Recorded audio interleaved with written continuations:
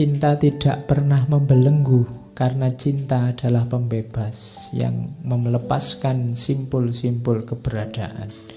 Cinta adalah pembebas dari segala belenggu. Cinta itu paradok. Bila dekat rumahnya Laila, aku merasa terbebani. Tapi bila aku jauh darinya, aku merasa sedih.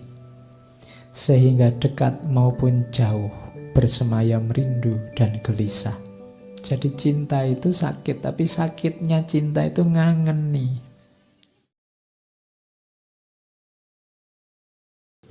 Ini pelajaran dari Majnun lagi, bahwa cinta itu kebebasan. Wahai Laila kekasihku, berjanjilah pada keagungan cinta, agar sayap jiwamu dapat terbang leluasa. Melayanglah bersama cinta, laksana anak panah menuju sasarannya. Cinta tidak pernah membelenggu, karena cinta adalah pembebas yang melepaskan simpul-simpul keberadaan. Cinta adalah pembebas dari segala belenggu. Jadi, contoh paling mudah, di mana sih pembebasannya cinta itu? Majnun tidak lagi terikat oleh apapun selain cintanya. Dia rela kehilangan bahkan keluarganya, apalagi posisinya sebagai putra mahkota, apalagi kedudukannya, teman-temannya. Dia enteng saja melepaskan semuanya. Itu menunjukkan bahwa cinta itu membebaskanmu dari apapun, bahkan contoh paling kecil lagi, bahkan membebaskanmu dari dirimu sendiri. Cinta membuat orang tidak egois. Kalau masih egois, masih belum cinta. Masih egois itu kan masih berpikir tentang dirinya sendiri terus. Perhitungan apa yang enak, apa yang menguntungkan bagiku. Tapi orang yang jatuh cinta tidak. Makanya katanya Majnun, cinta itu membebaskan manusia. Kalau kita semua menggunakan relasi cinta, mungkin hari ini nggak sepanas ini, nggak sesumpek ini. Kampanye itu juga nggak panas kalau saling mencintai. Mungkin yang satu bilang, ya kalau beliau mau jadi presiden, ya monggo saya persilahkan. Nanti yang satunya bilang, jangan gitu, saya ndak enak. Sampean juga ndak apa-apa, silahkan jadi presiden. Yo, bayangkan loh kalau yang kampanye kayak gitu kan enak, kita bisa ketawa-ketawa bareng. Oke, sekarang kan saling rebutan. Kalau cinta saling membebaskan. Oke. Terus, walau dalam cinta setiap cawan adalah kesedihan, namun jiwa pecinta akan selalu memberi kehidupan. Jangan takut sedih, jangan takut ganjalan, jangan takut penderitaan. Karena cinta akan selalu memberimu hidup. Oh, yang pernah jatuh cinta kemudian patah hati bisa memahami ini. Kesedihanmu itu yang luar biasa itu. Itulah yang menghidupkanmu lewat kenangan-kenangan, memori-memori. Indah loh. Kenangan itu kan membuatmu kangen, membuatmu rindu, membuatmu ingin ketemu lagi, ingin hidup sebelum bersama dia. Jadi cinta itu sakit, tapi sakitnya cinta itu ngangeni.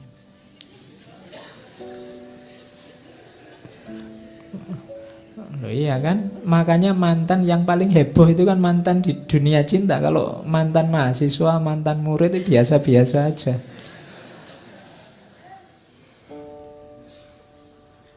Banyak racun yang harus kita telan untuk menambah nikmatnya cinta.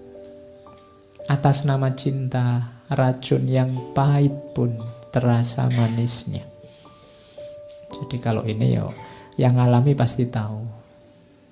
Orang lain melihat itu, kamu itu ndak capek, kamu itu ndak males, toh kamu itu kok mau-maunya, toh itu kan bagi orang lain itu racun-racun. Apa enak, apa enaknya.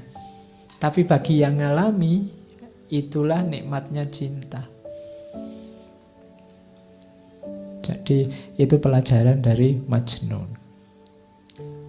Terus, bertahanlah kekasihku, dunia diciptakan untuk kaum pecinta. Dunia ini ada karena cinta. Percayalah kalau tidak ada satupun orang yang punya jiwa cinta, tidak ada lagi relasi antar manusia yang namanya cinta, dunia ini bubar.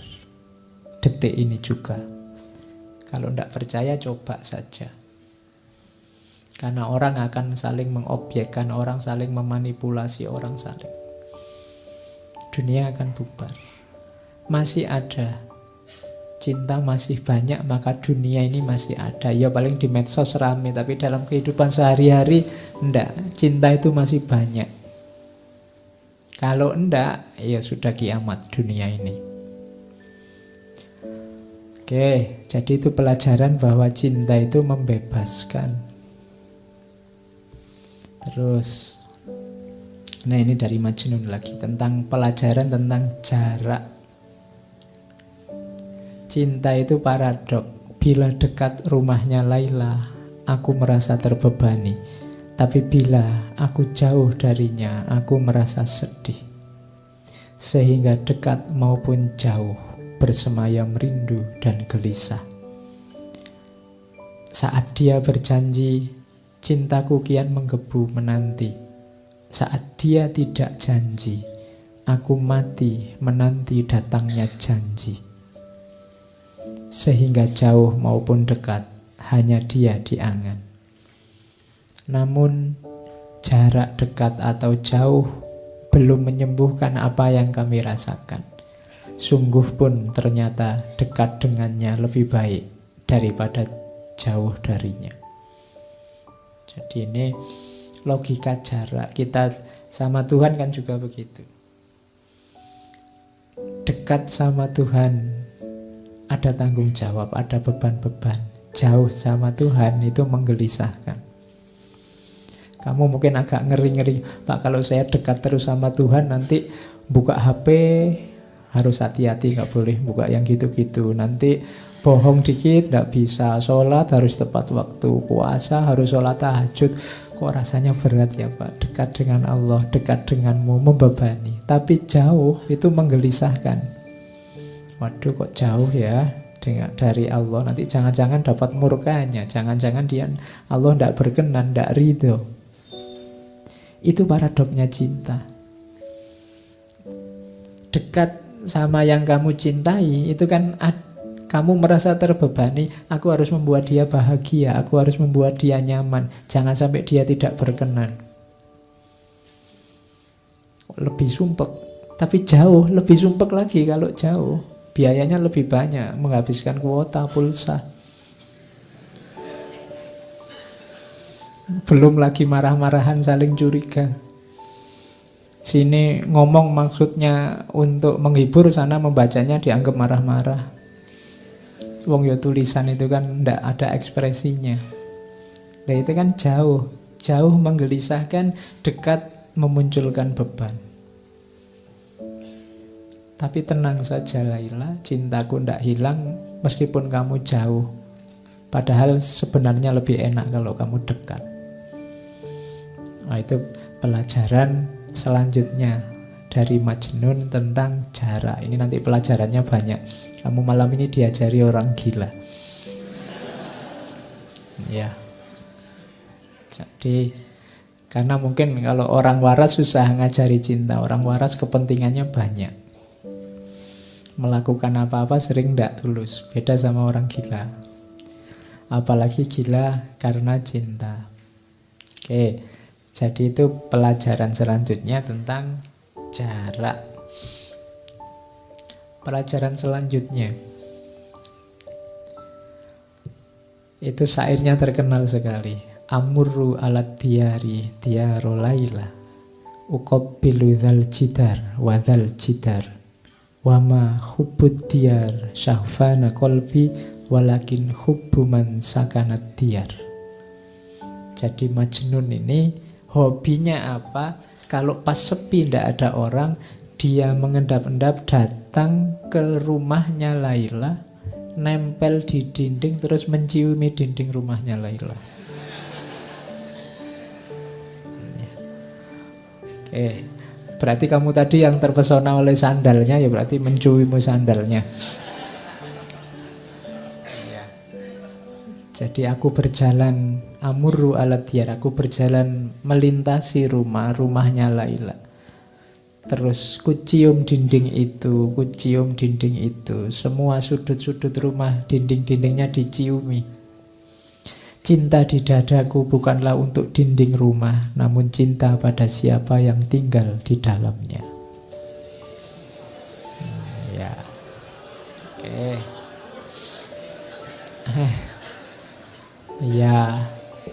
Ya kalau nggak tahu rumahnya ya nanti dinding kampus.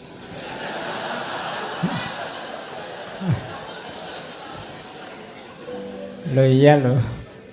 Jadi kalau pas lagi kuliah itu kamu bisa nyiumi dinding. Nanti kalau ada dosennya lewat, ngapain? Saya tidak menyiumi dinding ini, tapi yang sedang kuliah di dalam, nah, gitu. Oke, ya. Jadi apa? Ini pelajaran dari Nizami. Kalau kita jatuh cinta, maka semua yang berhubungan dengan yang kita cintai pasti juga kita cintai, kita hormati, kita hargai, jadi berharga. Berarti apa? Kalau kita cinta sama Allah, pasti kita juga memuliakan dan menghargai semua yang berhubungan dengan Allah. Apakah itu manusia, apakah itu binatang, tumbuhan, alam semesta. Konsekuensi dari mencintai Allah pasti mencintai semuanya, karena dalam semuanya ada tanda-tanda kehadiran Allah. Temboknya Laila adalah tanda adanya Laila. Maka semua orang, semua makhluk harusnya juga kita cintai. Kalau orang ngaku mencintai Allah tapi masih ada yang dia benci di alam ini, padahal semua yang ada di alam semesta ini adalah tanda-tanda kehadirannya Allah, berarti sebenarnya dia belum terlalu cinta. Jadi cinta pasti tidak menyisakan kebencian apapun. Kalau itu cinta pada Allah, tidak mungkin kita ada benci pada apapun yang bukan Allah. Karena yang bukan Allah itu kan juga berhubungan dengan Allah. Jadi ini, kisah ini pelajaran dari Qais bahwa semua yang berhubungan dari Laila adalah manifestasi kehadirannya Laila. Dia hormat